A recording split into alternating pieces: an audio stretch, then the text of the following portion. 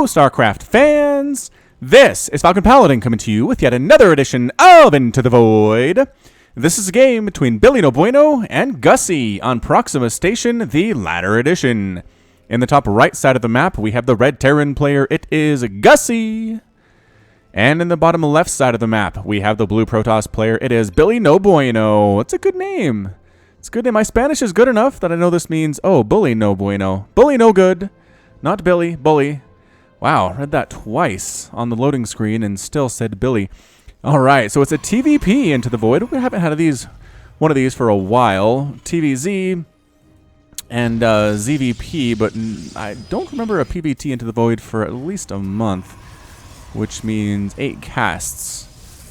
Anybody can prove me wrong, go ahead and do so. All right, so Gusie's opening up racks first with a refinery, and bullynobueno opening up assimilator into gateway, which is fairly standard at this point. We will see if we need to use our Reaper name list, because I got some on that list. If you'd like to submit a name to the Reaper name list, just put it in the comments. Make sure you say Reaper name in there so I can find it.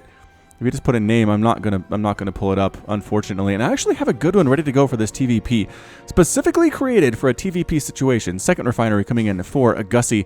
And actually, double gateway opening here from bullynobueno. Gonna call him Bully from now on, I believe. Is Gusie gonna go for this Reaper? Time for a Reaper out of Gusie. Ready, set, do something with this barracks, Gusie. I believe in you. Are you being annoyed by? You're being annoyed by this probe, so you're not making anything. This is why you probe scout. This is why you worker scout. Your opponent gets all flustered, forgets to build stuff, and then suddenly you're in a better spot than you were just because you sent a single probe across the map. Dude, did you intend not to do anything with this barracks there? Oh, actually throwing down a reactor. Ah! I was so excited for this Reaper name. Why would you choose reactor? Again, I understand Reapers are difficult to pull off, especially against Protoss. In that, Stalkers and Adepts and Photon Overcharge are all 3 things that Stalkers hate with a passion because it murders them so effectively. Either way, it looks like we do have an expansion coming in for bullynobueno with this fairly safe location back behind his natural or his main base, but he does have debris that can be knocked down to add an additional ingress. Additional egress? Is there a word for going in? Like, that's the opposite of egress. Is it ingress? I think it's ingress. Into your natural base. You have to watch out for that. People can attack you from back there, and if you're not ready for it, it is not a great experience.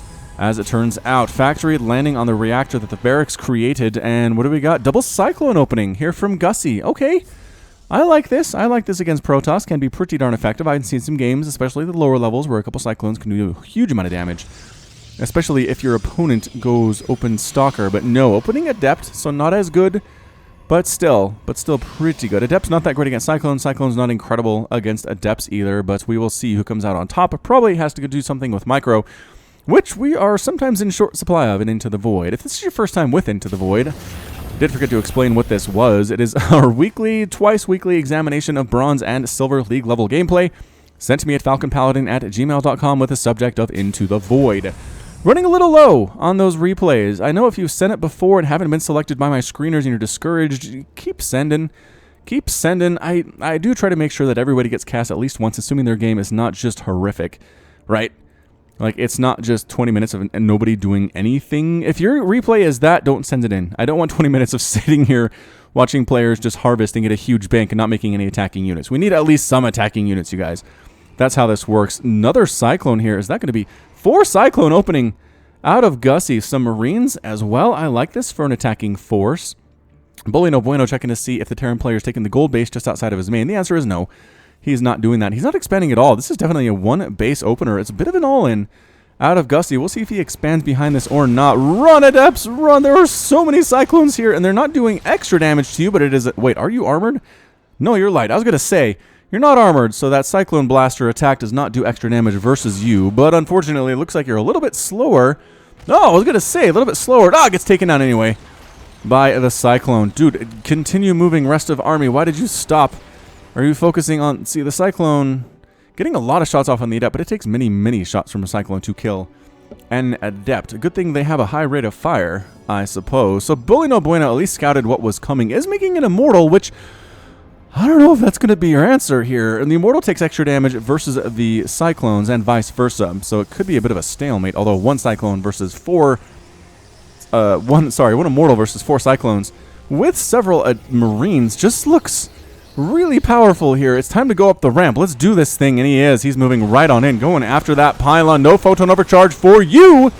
Oh, depowering the robotics facility as well. There's one immortal and a stalker, which dies immediately. Mothership core is photon overcharging a pylon, but is not in range to actually kill anything at this point in time. Walking in range, though, is Gusie trying to take down that pylon, and does take it out immediately. Wow, another pylon going down. Protoss player in an absolute ton of trouble right here. Trying to put up another pylon. Probes pulled off the line to try to deal with this as well. Mothership core gamely continuing to attack from above. Immortal getting shots off. 2 kills on that Immortal. The Marines go down. I believe the Cyclones might be okay to deal with, but Probes just acting as meat shields or perhaps machine shields to take shots from these Cyclones while the real damage dealers are here. Oh, the Immortal died as well. Lock-on ability being used on the Mothership core, but no, she is still alive. She has a pylon. She can photon overcharge twice. There it is. No, she's not using it. Lock-on ability being used and does get taken out, but throws down a photon overcharge at just the last second. Gets some good shots off on the Cyclone. There's only one Cyclone remaining now for Gusie. It has a single kill and does get a second one before the Stalkers clean it out. So bullynobueno alive, right? Alive, but just barely. Does have the expansion, which is his saving grace right now. Again, you'll notice you've been in this position before, right? One base all in from your opponent. You took a lot of damage. You took a lot of worker kills. 7 to be exact. But look, 26 to 23 harvesters. Gusie was able to do that because he cut workers, because he cut his expansion. And if you survive an attack like that is that early, and you have an expansion, you are actually ahead against your opponent. So take heart, take courage at that point to recognize that you are ahead. But guess what? More Cyclones and more Marines are coming. You can't relax. I'm not saying relax here, but more Immortals would be fantastic. Perhaps Chrono boosting them, that would be nice as well. New Mothership core is here just in time. Got some sentries warping in. With the slow warping on that sentry, unfortunately, as this pylon is not touching... This pylon's not touching a warp gate, but this pylon is. I think they overlap a little bit, actually. So sitting outside the front is Gusie, a little afraid to go in there. I don't know why. He did so much damage on that first attack. I guess because he didn't win. Perhaps he is a little bit worried about the results. Another Immortal coming in. We do have one Immortal on the ground for bullynobueno. 2 assimilators here at the Natural Base are not being taken, and rightly so, as bullynobueno has not actually fully saturated either of his mineral patches, mineral lines here, so he wants to get that saturated first. Does have some gas income, but doesn't want to go full 4 assimilator till he has that set. Here comes Gusie again with the Cyclones, with the Marines, and a sentry comes in and dies immediately. Out, going for that pylon to depower the robotics facility once more. Absolute great target firing here from Gusie. Cannon trying to get shots off. Cannon getting destroyed immediately by these Cyclones. Zealots trying to come in here, not take that extra damage, but dying so quickly regardless. Immortal getting big-time shots off. Trying to hit the Marines, though. Not what you want. You want to hit the Cyclones. You want to target fire those. A big warping of Zealots right on top of these Cyclones, though, and doing big hacks of damage to the Cyclones. Pretty good micro pulling them back, though. Mothership core dies again for the second time in this game. Immortal takes down one more Cyclone, takes down another Cyclone, and a Marauder, and a couple of Marines come in to finish off that there. Immortal cannon in the middle of everything, trying to kill these Zealots, these Marines. Another warping of Zealots right on top of the Marines, right on top of the Marauders, which is where they want to be, as they are melee units. Right on top of their enemies is exactly what they want. 2 more Cyclones come in, try to deal with 4 Zealots. I don't know, man, you're not really built for this, and the Zealots take them down. Marine and a Marauder trying to come in are forced to retreat on home. And again, 32 to 24 harvesters. bullynobueno is up. He has to repower a lot of his stuff, which is a bit of a problem. Again, this robotics facility out in the middle of nowhere, being powered by a single pylon, is a little bit too far away, which is why we see the pros usually putting their buildings around the middle here, where they can be protected. They can be protected by photon overcharge and by multiple pylons, so one pylon cannot depower an important building like the robotics facility. Whew, this is a pretty action-packed Into the Void, as it turns out here. Both players spending their money pretty well, I would say. Again, the micro probably on par with Into the Void for most of what's going on here, especially Gusie having a hard time target firing in some situations. And again, Immortals trying to kill Marines is not what you want in this situation. bullynobueno, Immortals, focus it down at Cyclones. Zealots can do whatever they want, but Immortal cannot be hitting Marines, just doesn't do any damage to them. Look, 20 versus 50. That is more than twice the damage if you're hitting Cyclones rather than hitting Marines. Do it. Focus. Focus on your enemy. Another attack of 2 Cyclones, 6 Marines, and a Marauder just sitting outside the front door of bullynobueno, just hanging out. No big deal. 30 to 32 harvesters. Gusie does have that natural base fairly well saturated. No refineries there for him. And actually pushing out is bullynobueno, coming right on in here. Cyclone dies immediately. He's got Adepts for the Marines. He's got 2 Immortals for the Cyclones. He's got Zealots to absorb damage as well, and he is pushing Gusie all the way back home. Actually, doesn't have to push him physically all the way back home because Gusie is just retreating of his own accord. Is bullynobueno going to expand here? That would be pretty good. That would be pretty good. Pushing your enemy back and then expanding on the back of that seems to be a pretty solid strategy. As Gusie is worried about an incoming attack, he's got a bunker coming up here as well. Ground armor level 1 being researched by bullynobueno. Widow mines coming in for Gusie and a starport, so perhaps transitioning a little bit into widow mine drop, which it's fine, I guess. I mean, especially this level, though, I guess widow mines are super good because it requires a lot of attention to notice when that little red dot shows up on your mini-map inside your mineral line and drops. If you don't see it, then suddenly, gaboosh, you're going to lose a whole ton of probes at that point. Whew. All right, so tell me how my volume is, if you don't mind. I had one complaint from somebody saying the volume was too low, which, I mean, going back and watching, I can kind of agree with that person, but I haven't heard that from anybody else, so perhaps I should bump it up. Let me know if I should bump it up by, like, what percent. It would be useful to know how much to bump it up here. I remember spent a lot of time last year trying to figure out the correct volume settings because I had to reset them every time I came into a replay, if you remember those days. I didn't really talk about it much, but it was definitely the truth. And so I had those memorized. Like I had the volume levels and music volumes completely down as to what I wanted. As bullynobueno takes a 3rd base right here outside his front door. Makes sense. Good place to take it. I'm very surprised Gusie has not taken this, again, fairly safe base behind his main. You don't have to worry about the debris. I understand that, but I don't know. Feeling more comfortable taking his natural out here. Probes comes in to scout and does end up scouting the natural base of the Terran player. So he knows it's not a completely one base. Should feel pretty good about taking this natural. It's 81 to 92 total supply. 3rd base going to help immensely for the Protoss. Oracle coming in for a bullynobueno. Do we want... I don't know. Do we want to use an Oracle name on this Oracle? You know what? It's an Into the Void game, I feel like. I feel like we can pull that off. Let's see here. Oracle names. This is Oracle Katara. Named after Katara for Avatar, The Last Airbender, which is an incredible TV show that originally aired on Nickelodeon. I ended up seeing it on Netflix after it had already aired, but a wonderful, wonderful cartoon. Ostensibly for kids, but man, a lot of adult themes in there, a lot of good humor. I had a good time watching it with my wife back when it was on the Netflix. I'm not sure it is anymore. I'm not sure where it is, unfortunately. But regardless, Katara, one of the heroes of that show and one of my favorite characters. She's wonderful. All right, here we go. Gusie got Marines, got Cyclones, got Widow Mines. Not doing Widow Mine drop, just bringing the medevacs along for healing support. And that's a pretty intimidating Terran army there. Let's see if they can do this thing. Observer scouting out accidentally sees this army sitting outside his front door. I'm not sure if he recognized it or not. Not sure if he saw it or not here. Katara stops in her tracks, says, oh, there's an army coming. Army coming, making another pylon, a cannon possibly to defend against this. Immortal count looking at 3, pretty darn good. Widow Mine's burrowing in the front and then going right for that pylon. No photon overcharge for you, dead. Cannon, dead. 3rd base under direct assault as well. bullynobueno's going to try to save it. Force field's coming up. Doesn't really do much after that, but a force field definitely came up. Guardian shield there as well, scanning to try to see what the army composition is. Widow Mines do end up firing there. I'm not sure if they actually killed anything or not. Hard to kill a single Protoss unit with a Widow Mine unless it's an Oracle or something like that. There's a photon overcharge from the back pylon, and Immortals just indiscriminately firing whatever they want.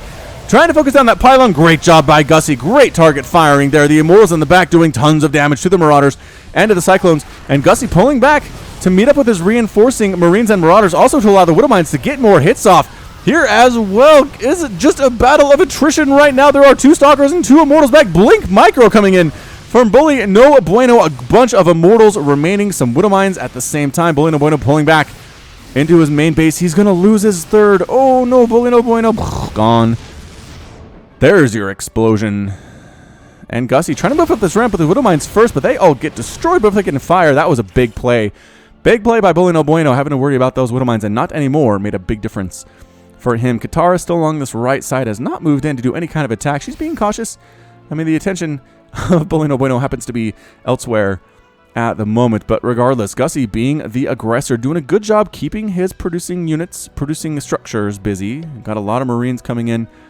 We do, in fact, have a factory not doing anything. Has a bunch of idle SCVs in his main. This is a problem. Got to fix that for sure. Here comes Katara.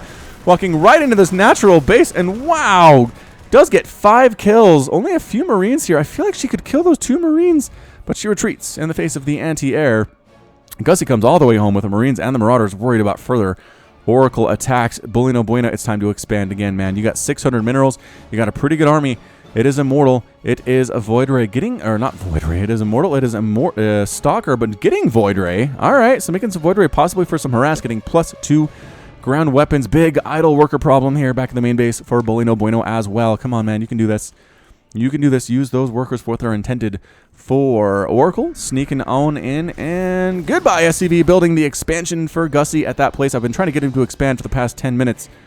Finally tried, and his SCV got murdered, unfortunately for him.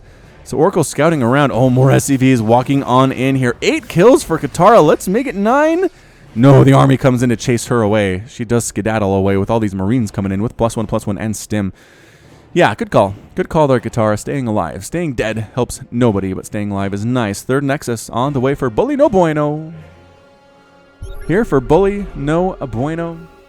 Getting that +2 ground weapons, getting missile turrets. Is Gusie recognizing the threat that the Oracle is? Also Void Rays that might be coming along as well. Where did our Void Ray go? Void Ray, where are you? Up at the army, Void Ray? Did you cancel the Void Ray? Nope, got 2 of them. Oh, they're just right here on the edge of the main base of Bullynobueno along this right side.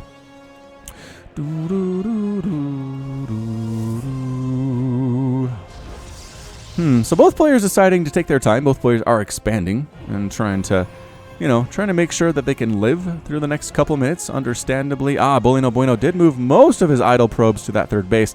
Still has 3 probes here at a simulator that is expired.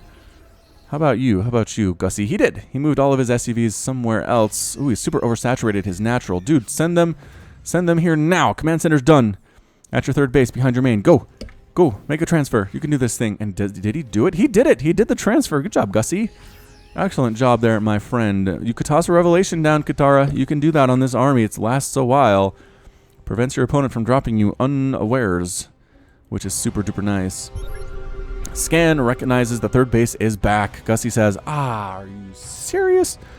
The third base is back. Why on earth? I have to go kill it. He's going to go kill it. He's moving out. He's got that +1/+1. No sign of +2/+2 out of the red Terran player.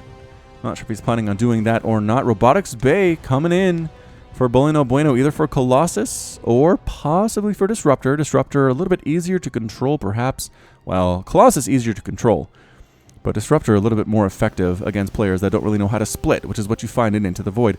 Katara coming on in. Double missile turret, though, takes her down. She gets 1 more kill. 13-9 total Harvester losses. Bullynobueno has lost more. I keep calling him Billy. Is Bullynobueno.